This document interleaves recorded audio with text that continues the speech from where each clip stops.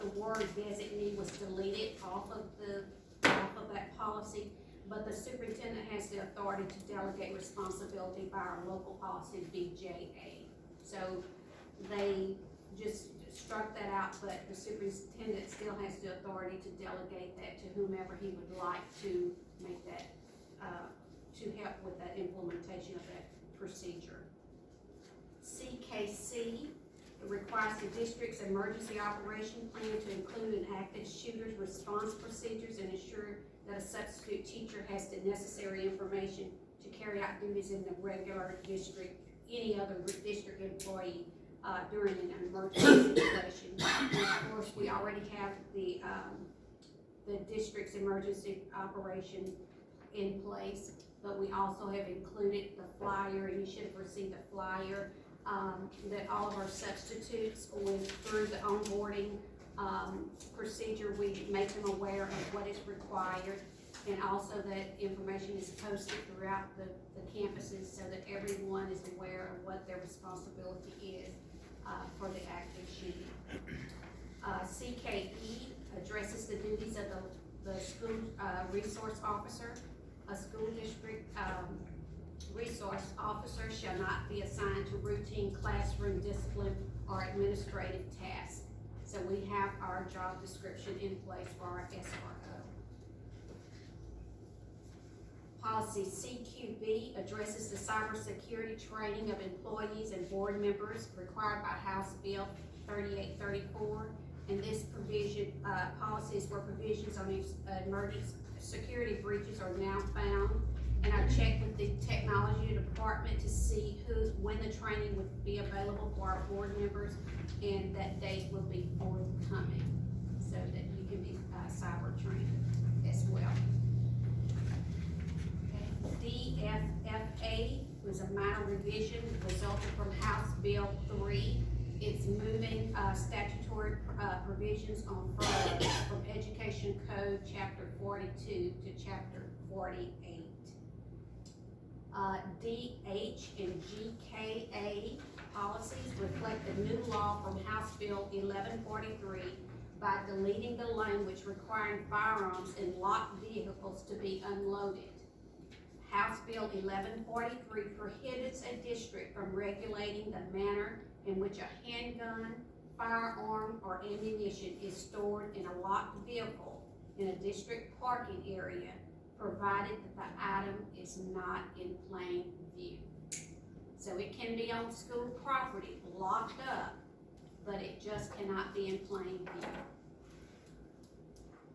So students can have the gun in their vehicle not in plain view and unloaded. No, It's not, I think it's just I mean, that's what I'm wondering. It's just adults. adults. Like Yes. an Still employee can have a loaded gun now if their vehicle is locked and it's out of sight. If you pull up on school property as a visitor, same thing. Same thing. So, Okay. All right, EHBB addresses the newly adopted Texas State Plan for the Education of Gifted and Talented Student Services. Local policy FDE TS recently revised the Unsafe School Choice Option Guidance Handbook, which prompted the revision of the listing of violent criminal offenses for which a victim is eligible for a transfer to another school within the district. And I called our representative because, you know, we only have one school for each grade level. And their response was that we should try to contact local school districts to help in that situation, because we only have one campus for one grade level. Because I thought, well, this would be redundant, but I said, well, let me just call and check, and that's what they told us that we should do. FFAA addresses the new UIL rule requiring students who are participating in marching band to have a participation physical. This policy also broadens the language to accommodate future changes to UIL rules and allows the superintendent to designate other extracurricular programs for which the district will require physicals. We are, Jasper ISD currently, already has in place for participation physicals for, the marching band, but this, policy gives the superintendent flexibility if there's any other activity, UIF, activity that you would like to have, physicals, you can do so at that time. Policy FFB addresses the requirement for boards to adopt policies and procedures regarding the threat assessment of safe and supportive teams. And I believe we already have that in place, Mr. Sabo. And that, they'll be changing, the new checklist will be coming out in January. We have threat assessment training in February that we'll be going to, because it's all coming out as the governor rolls it out. So, we have one in place, but it should be changing again. FFBA addresses the trauma-informed care program, which must be developed to comply with, House Senate Bill 11. And I believe Mr. Sabo and Mr. Guthrie are working on that as well, to bring something to you. FL, this policy is revised to assist with the implementation of the district's safe and supportive program as required by SB 11 as well. GBAA, the last policy we're going to look at is from Senate Bill 4, it's the Board of a district impact by a catastrophe to temporarily suspend the Public Information Act. This policy also includes provisions to delegate to the superintendent the authority to approve the initial suspension period of up to 7 consecutive days. If more time is needed, the board would make the determination. So say for instance, if the district gets a public information request from someone, we have to respond within a certain number of days. If there is a crisis, with the weather like we've had with the, or anything that comes up, the superintendent would have the opportunity to suspend that with your approval. So that, say for instance, if we had to be out of school for 3 days, we would not count those 3 days toward the 10 days that's the required time for a Public Information Act request. So that is what that policy involves. So these are all local policies that are included in Update 114 and are being recommended by TASB Policy Services. And as I stated earlier, all board members should have a copy of the comparison and to review. If you have any questions, please reach out and let us know. I'll be happy to do any research or what. So we would like to go ahead and put it on the agenda for January, if that's okay, and for adoption at the January board meeting. So our staff, if they have that license to carry a handgun, they give that to, we don't. No, you don't have to have the license to carry to have it. To have it locked in your In vehicle. your I vehicle. mean, But I mean, if they do have that license, do we know which? we don't require them to give that to us. I mean, they can't Right. carry on campus. It still has to go with everything else and be locked in your vehicle. Yeah. Right. They can't carry on campus at this time. I don't know if we have a record of who does and who doesn't or what. Being, I'll tell you some. don't call me full of that. Okay. Yes, that's it. All right, for since update. we're on that side of the room, we'll go to Paula for financial. In your board packet, on the all funds combined report, we received approximately 31% of our budgeted revenues. And our expenditures were 23%, giving us an excess of $2.5 million. For the general fund, the budget is 25.2 million. We received approximately 35% of our revenues, around 8.8 million. Our expenditures are at 6.2 million, which is about 23%, giving us an excess of about 2.6 million.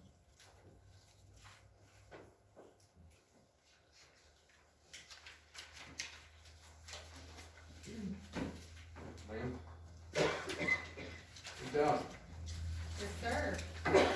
Hey, I have a couple of reports here. The first one is GT Updates, Gifted and Talented Program.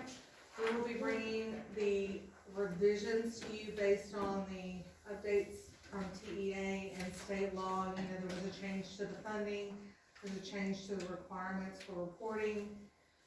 We are in the process of gathering volunteers to be on our Gifted and Talented Advisory Committee, which is now required by law, that we have not had in the past.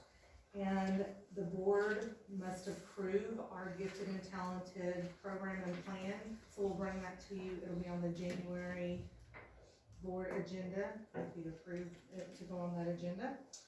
Also, just so you know, we're adding a little bit to your professional development. Board members are required to attend professional development with the Gifted and Talented program. So we're working that out. We're hoping that that's going to be available for you online so that you don't have to go anywhere and you can do it at your leisure. We'll have more information for you in the next couple of weeks. Dr. Hayden will send that out as soon as we receive it.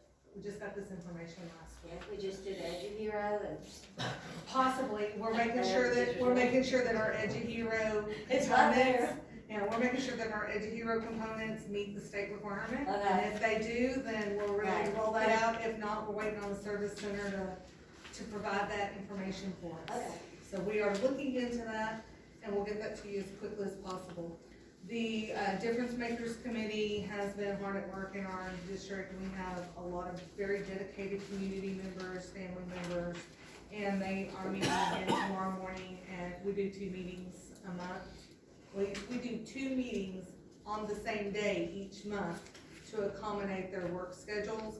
So we have one at 7 a.m. and one at 4:30. We also have, if you wanna make a note for your calendar, January 9th is a CCMR night, a College Career Military Readiness Night, our superintendent symposiums that we did last year and recruited and had the speakers. We have people like the Texas Tuition Guaranteed Promise Fund. They're coming to really explain that to families. The sessions will be provided in English and Spanish to help bridge some gaps. February 3rd is our Spotlight Night from 4:30 to 7. And then February 24th is an additional CCMR night that we're excited about. So those are 3 key dates to have on your calendars. JISD, we did an update on our enrollment counts because we're working on the spring enrollment for dual credit. We have 176 students, currently JISD students enrolled in dual credit. 41 of those are 12th graders, 40 of those are 11th graders, 16 are 10th graders, and 86 are 9th graders. Of the 86 that are in 9th grade, 6 will not be returning in the spring. We've made good decisions based on their study habits and their preparation for taking those classes to step out for a semester or maybe 2 while they gather their bearings and come back in. We have 2 students who were not enrolled in the fall who have requested to be enrolled in the spring. So we have worked through that process with them, and we had, for academics, and then we have 6 additional CTE related students who want to join in the spring, and we've worked that out for them to do that. We have 14 nursing students who will walk across the LIT stage in May, on May the 12th, and we would like to invite you to join us. We're gonna have a bus to take the students, some family members, and some faculty members down. They will be a part of the LIT graduation. They will have nursing or CNA cords, and they will have the honor of walking across with their CNA certification in that prestige. So we don't have the times yet, but I will get those to you as soon as we have it, and that's 14 of our students, Jasper students. Okay? We have 23 students currently taking welding classes in and I'm just giving you JISD numbers. 23 students currently taking welding classes, and 2 of our students are being highly successful in cyber technology and are extending on. We have a competition with a couple of our cyber technology students right now where one of them just placed 10th in the nation on a cyber tech challenge. And so we are really flourishing in that opportunity, and we have some students who have signed up. We put them on the waiting list for the fall to join into those classes. In 2020, 2021, we'll be adding criminal justice as a dual credit program. And we will also, our teacher was just recently credentialed to do auto tech as a dual credit program. We're waiting on the SACS credentialing for LIT to be able to host that offsite. Auto tech, as you know, cannot be done at the center. It would be done in our high school because of the space for lifts and all of the equipment. But, and those would be just our JISD students at this time. We're just looking at our JISD students participating in that. And it looks like we have about 30 students who are highly interested in that. We have a possible opportunity to add EMT to the dual credit component if we get a grant that we are working on, and if we can find the teachers. LIT's pretty sure they have the teachers in and around the area to do it, but it does require some specialized equipment. And we sent out so how did we choose these was we sent out a survey to the students currently in 9th, 10th, and 11th grade, and said, of these high demand jobs that we get from the Texas Workforce Commission, of these high demand jobs, which ones would you be most interested in? And they had to rank them in order of most important to least important. Criminal justice, nursing, and criminal justice, nursing, and EMT, all, if they chose one of those, they chose the other two in their top 3. Was very interested in those public servants really wanted to be public servants in some capacity. And so that's how we made our decision on what should we add next. And as you know, our grant from TLL Temple pays for textbooks, but does not pay for tuition. So, and it will pay for some supplies, usually if there's a piece of equipment or we have to do some part of a matching grant component, it will pay for some of that. So currently, like our welding program for dual credit, it paid for some supplies that he needed. It paid for new helmets for the students. It paid for protective gear. It also paid for welding rods and materials, steels, it's consumables, those kinds of things. And then also it was upside down in front of you, just so because y'all have a lot of paper in front of you today. There is a grant overview. So we just kind of wanted to lay a couple of pieces out because we have a lot going on in our district, and we want to give you just a quick reference, if you will. So this has the grant name, basically how that first column is what I call it. It's not necessarily its official name, it's how I refer to it, it's how we talk about what we're purchasing out of. And then the agency that granted the fund, the maximum amount you could get, how much we requested of the fund, and how much we were granted. And then the next column is the purpose of it, what we can buy out of it, what we cannot buy out of it. And then the last two columns, in conversation, we've been talking about how much time we spend on grant compliance, or what kind of staff burden does this place when we get this money. So the last two columns are who's responsible or engaged in this, and what are the overall reporting